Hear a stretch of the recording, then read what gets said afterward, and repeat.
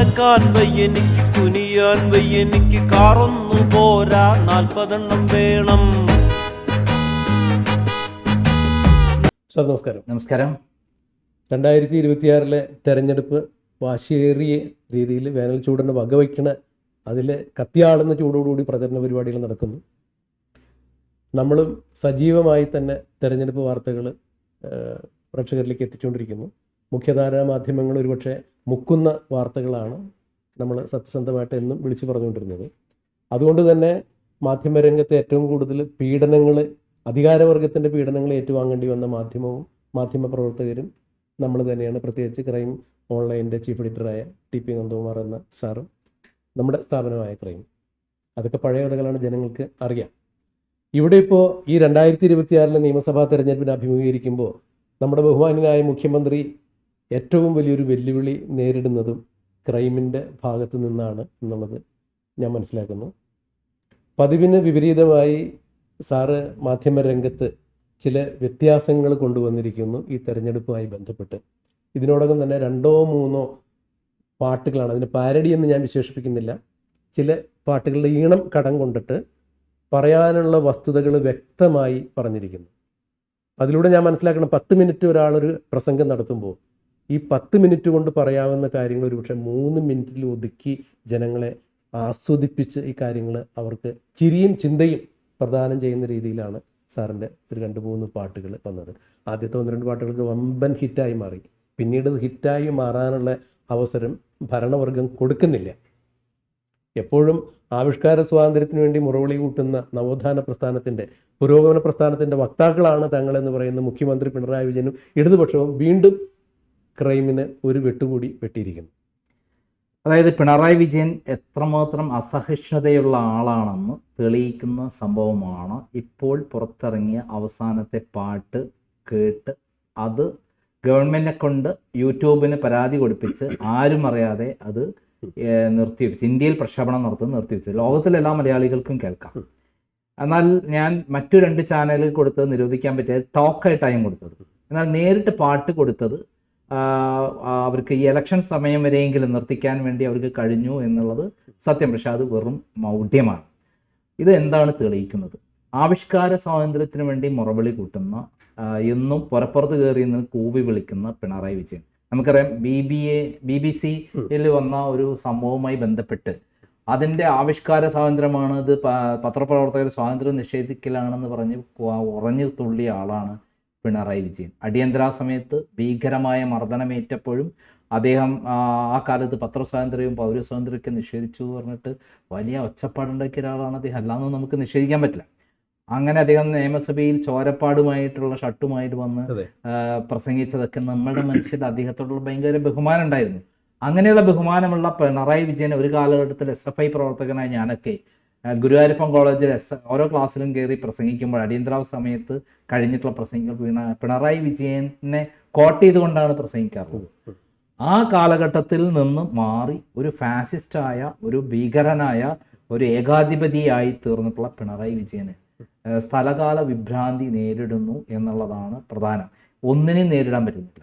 അദ്ദേഹത്തിൻ്റെ മാനസിക അസ്വസ്ഥത എത്രമാത്രം വർദ്ധിച്ചിരിക്കുന്നു എന്നുള്ളതിൻ്റെ ഏറ്റവും വലിയ തെളിവാണ് ഈ പാട്ട് ഇപ്പം നിരോധിച്ചിരിക്കുന്നത്. നിരോധിക്കുക എന്ന് പറഞ്ഞാൽ വളഞ്ഞ വഴി കൂടെ പരാതി കൊടുത്ത് യൂട്യൂബിൽ നീക്കം ചെയ്തു എന്നുള്ളത്.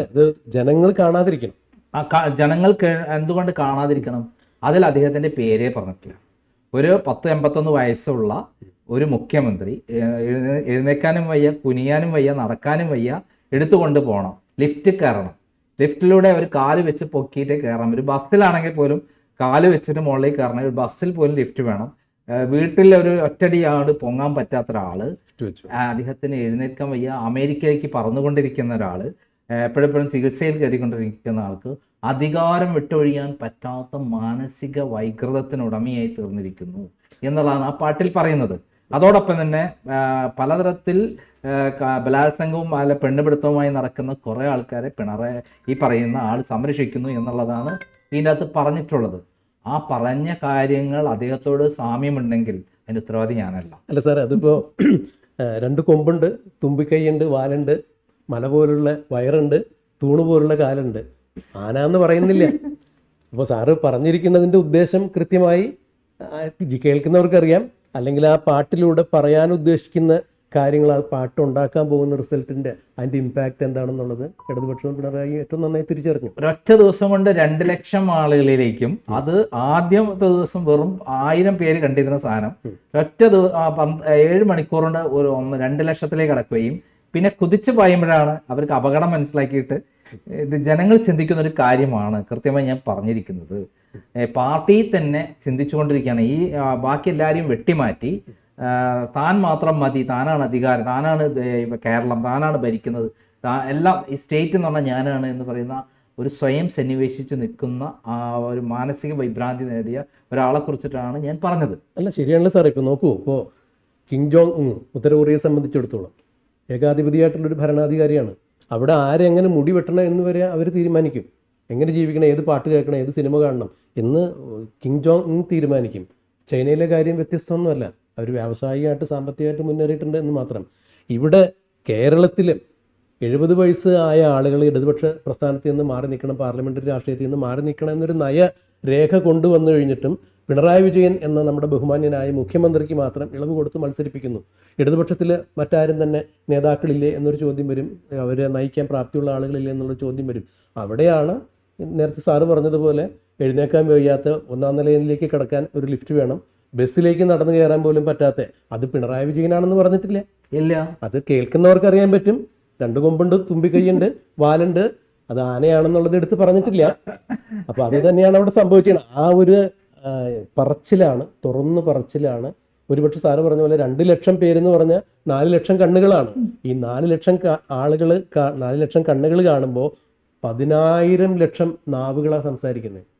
പിണറായി വിജയനെ സംബന്ധിച്ചിടത്തോളം ഒരു 3-ാം ഊഴത്തിന് വേണ്ടി കാത്തു നിൽക്കുന്ന ഒരു അവസരത്തിൽ വളരെ നിർണായകമായൊരു പ്രചരണ പരിപാടിയാണ് LDFന് അഗൻസ്റ്റ് ആയിട്ടുള്ള ഈ പാട്ട്.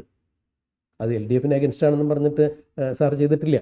പക്ഷെ കേൾക്കുന്നവർ ഒരു നിമിഷമെങ്കിലും പോളിംഗ് ബൂത്തിലേക്ക് പോകുമ്പോൾ വോട്ട് ചെയ്യുന്നതിനും ഒന്ന് ചിന്തിക്കണം എന്ന് തോന്നത്തക്ക രീതിയിലുള്ള വരികളാണത്. എന്നോട് ഒരാൾ CPM-ന്റെ ഒരാൾ വിളിച്ചു ചോദിച്ചു, നിങ്ങൾ ഇങ്ങനെ ബോഡി അധിക്ഷേപം നടത്തുന്നത് ശരിയാണോ? ഞാൻ പറഞ്ഞു, ഞാൻ ബോഡി അധിക്ഷേപമല്ല നടത്തിയത്. എഴുന്നേൽക്കാൻ വയ്യ, ഇരിക്കാനും വയ്യ, കിടക്കാനും വയ്യ, അമേരിക്കയിൽ ചികിത്സയ്ക്ക് പോകുന്നു എന്നുള്ള എല്ലാവർക്കും അറിയാം. അദ്ദേഹത്തിന് ലിഫ്റ്റ് വീട്ടിൽ എന്തെങ്കിലും മുകളിൽ കയറാൻ പറ്റുള്ളൂ. ബസ് കയറണമെങ്കിൽ നവകേരള യാത്രയിൽ ബസ് കയറണം, ലിഫ്റ്റിൽ കയറി നിന്ന് കൊടുത്താൽ പൊങ്ങുന്ന ബസ് വേണം. ഈ അവസ്ഥയിലുള്ള ഒരാള് പറ്റിയിട്ടാണ് ഞാൻ പറഞ്ഞത്, അദ്ദേഹത്തിന് ഭരിക്കാൻ എങ്ങനെ കഴിയും, അധികാരത്തിൽ എങ്ങനെ ഇരിക്കാൻ പറ്റും? അവിടെ വേറെ CPM-ലെ പ്രമുഖരായ ആളുകളില്ലേ, അവരെന്തുകൊണ്ടാണ് അദ്ദേഹം ഇതാവാത്തത്? അപ്പൊ അധികാര ഭ്രാന്ത് പിടിച്ച ഒരാളെ കുറിച്ചിട്ടാണ് ഞാൻ പറഞ്ഞത്. തീർച്ചയായും സാർ, ഇതിപ്പോ ഒരു എനിക്കും നാളെ ഇങ്ങനെയൊക്കെ സംഭവിക്കാം, ആർക്കും. അപ്പൊ അതിനെയല്ല ഞാൻ പറഞ്ഞത് എന്ന് കൃത്യമായി പറഞ്ഞു. അല്ല, ഇത് ഒരു വ്യക്തിപരമായ ഒരു അധിക്ഷേപം അല്ലെങ്കിൽ വിശകലനം അല്ലല്ലോ. നോക്കൂ, കരുണാനിധി തമിഴ്നാട്ടിൽ അവസാന വരെ മനസ്സിന് കണ്ണും കേട്ടുകൂടെ ചെവിയും കണ്ടുകൂടാത്ത അവസ്ഥയിലേക്ക് കാര്യങ്ങൾ മാറിയിരുന്നേ. ഇതുപോലെ പ്രായം നമ്മളെ എല്ലാവരെയും ബാധിക്കും. അപ്പോൾ പാർലമെൻ്ററി മോഹം വിട്ടിട്ട് സംഘടനാ തലത്തിൽ മാത്രം അവർ ഒതുങ്ങി നിന്ന് പ്രവർത്തിക്കാമല്ലോ, നല്ലൊരു തലമുറയെ വാർത്തെടുക്കാമല്ലോ. അപ്പം ഇതൊന്നും ചെയ്യാതെ ഒരാൾ ഏകാധിപത്യ സ്വഭാവത്തോടുകൂടി പെരുമാറുമ്പോൾ യഥാർത്ഥത്തിൽ മാധ്യമങ്ങളുടെ എല്ലാം ഒരു ധർമ്മം അത് തന്നെയാണ്. സമൂഹത്തിൻ്റെ 3-ാം കണ്ണെന്ന രീതിയിൽ വിശേഷിപ്പിക്കപ്പെടുന്ന മാധ്യമങ്ങൾ, ഒരുപക്ഷെ മുഖ്യധാരാ മാധ്യമങ്ങൾ തുറന്നു പറയാൻ മടി കാണിക്കുന്ന കാര്യങ്ങൾ തുറന്നു പറയുക എന്നുള്ളത് തന്നെയാണ് TP നന്ദകുമാർ എന്ന് പറഞ്ഞ ക്രൈമിൻ്റെ ചീഫ് എഡിറ്റർ എപ്പോഴും ചെയ്തിട്ടുള്ളത്. അതുകൊണ്ട് തന്നെ ഞാൻ മനസ്സിലാക്കുന്നു, എൻ്റെയൊക്കെ കോളേജിൻ്റെ ആ സമയത്തൊക്കെ ഞാൻ മനസ്സിലാക്കിയിട്ടുള്ളത്, ഏറ്റവും കൂടുതൽ ഈ അധികാരവർഗത്തിൻ്റെ പീഡനങ്ങൾ ഏറ്റുവാങ്ങേണ്ടി വന്നിട്ടുള്ള മാധ്യമപ്രവർത്തകരിൽ ഒരാളാണ് സാറ്. അല്ല, ഇത് കേരളത്തിൽ ഒരു പത്രപ്രവർത്തകൻ എന്ന നിലയിൽ ഏറ്റവും കൂടുതൽ ജയിലിൽ കിടന്നിട്ടുള്ള, പിണറായി വിജയന്റെ ഭരണകാലത്ത് ഏറ്റവും കൂടുതൽ ജയിലിൽ കിടന്നിട്ടുള്ള ഒരാൾ ഞാൻ. അത് ഒരു കാരണവശാലും മോഷണ കേസിനോ കൊലപാതക കേസിനോ പിടിച്ചുപറി കേസിനോ അല്ല. ഈ സത്യമായ വസ്തുതകൾ ജനങ്ങൾക്ക് മനസ്സിലാക്കാൻ വേണ്ടി, ജനങ്ങൾ കേൾക്കാൻ ആഗ്രഹിക്കുന്ന കാര്യങ്ങൾ പൊതുസമൂഹത്തോട് വിളിച്ചു പറഞ്ഞതിൻ്റെ പേരിലാണ്.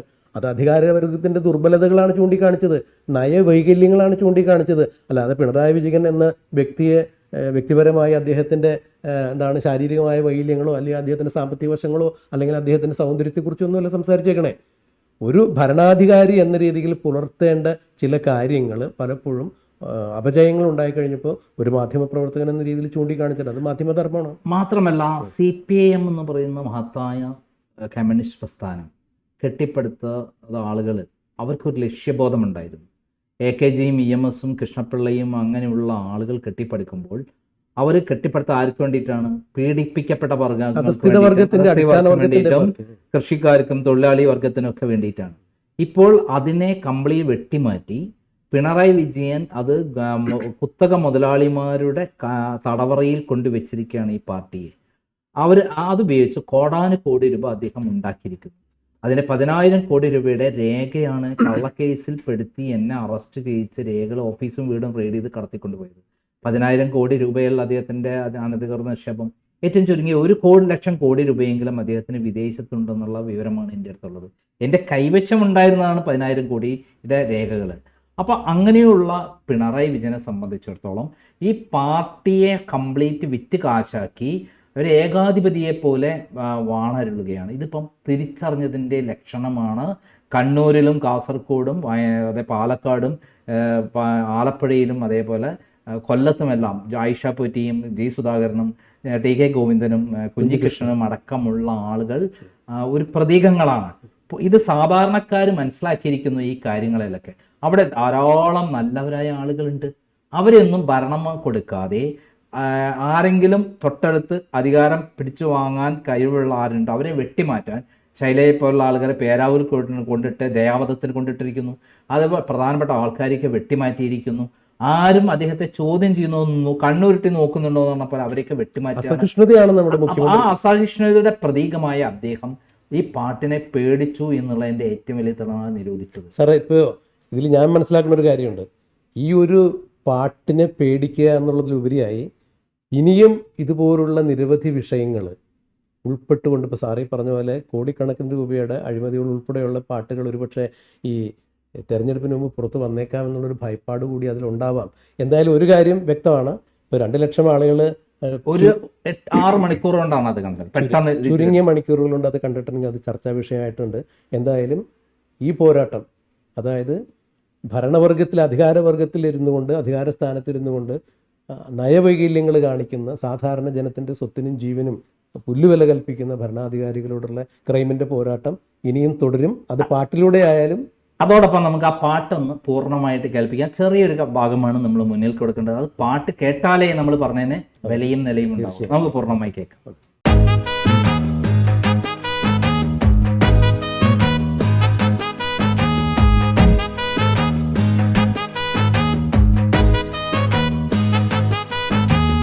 നടക്കാൻ വയ്യെനിക്ക്, കുനിയാൻ വയ്യെനിക്ക്, കാറൊന്നു പോരാ 40 വേണം. നടക്കാൻ വയ്യെനിക്ക്, കുനിയാൻ വയ്യെനിക്ക്, കാറൊന്നു പോരാ 40 വേണം. ലിഫ്റ്റ് വേണം ലിഫ്റ്റൻ, വീട്ടിലും ബസ്സിലും കാലൊന്നു പൊക്കി വെക്കാൻ 6 ആള് വേണം.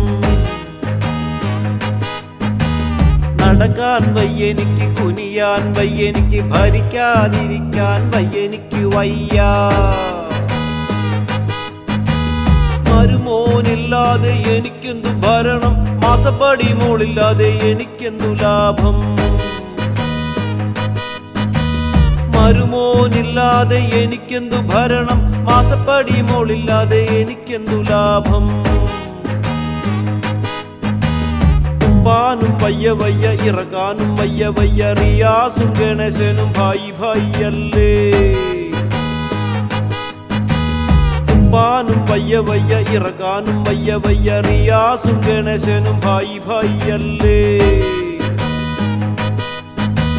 നടക്കാൻ വയ്യെനിക്ക്, കുനിയാൻ വയ്യെനിക്ക്, ഭരിക്കാതിരിക്കാൻ വയ്യെനിക്ക് വയ്യ.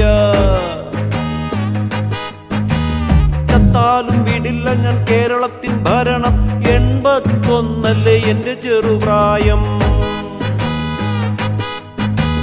ചത്താലും വിടില്ല ഞാൻ കേരളത്തിൻ ഭരണം, 81 എന്റെ ചെറുപ്രായം. 75 കണ്ടോരപ്പൂപ്പന്മാരെ വീട്ടിലിരി ഐസകെ മിണ്ടതിരി ബാല. 75 കണ്ടോരപ്പൂപ്പന്മാരെ വീട്ടിലിരി ഐസകെ മിണ്ടതിരി ബാല. ചത്താലും വീടില്ല ഞാൻ കേരളത്തിൻ ഭരണം, 81 എന്റെ ചെറുപ്രായം. ബുർഷ്വാസി തുലയട്ടെ അദാനിക്ക് ജയ് ജയ്, യൂസാഫലിക്ക് എവിടെയും ഉലുവമാളാകാം. ബുർഷ്വാസി തുലയട്ടെ അദാനിക്ക് ജയ് ജയ്, യൂസാഫലിക്ക് എവിടെയും ഉലുവമാളാകാം. നടക്കാൻ വയ്യനിക്ക് കുനിയാൻ വയ്യനിക്ക്, ചത്താലും വിടില്ല ഞാൻ പാതാളവും ഭരിക്കും. നടക്കാൻ വയ്യനിക്ക് കുനിയാൻ വയ്യനിക്ക്, ചത്താലും വിടില്ല ഞാൻ പാതാളവും ഭരിക്കും. പിടികുഞ്ഞു മുഹമ്മദൻ പ്രിയപ്പെട്ട കോഴി, മുകേഷ് MLA തൊപ്പിവെച്ച കോഴി. പിടികുഞ്ഞു മുഹമ്മദൻ പ്രിയപ്പെട്ട കോഴി, മുകേഷ് MLA തൊപ്പിവെച്ച കോഴി. ശശി പാർട്ടിക്ക് ഒഫീഷ്യൽ കോഴി, ഗണേശനും റിയാസും തമ്മിലൊത്ത കോഴി. ശശി പാർട്ടിക്ക് ഒഫീഷ്യൽ കോഴി, ഗണേശും റിയാസും തമ്മിലൊത്ത കോഴി. പിന്നെ പിന്നെ പിന്നെ പിന്നെ ശശീന്ദ്രൻ വെറും ഒരു മന്ത്രിപ്പണി കോഴി. ശശീന്ദ്രൻ വെറും ഒരു മന്ത്രിപ്പണി കോഴി. നടക്കാൻ വയ്യനിക്ക് കുനിയാൻ വയ്യനിക്ക്, ചത്താലും വിടില്ല ഞാൻ പാതാളവും ഭരിക്കും. നടക്കാൻ വയ്യനിക്ക് കുനിയാൻ വയ്യനിക്ക്, ചത്താലും വിടില്ല ഞാൻ പാതാളവും ഭരിക്കും.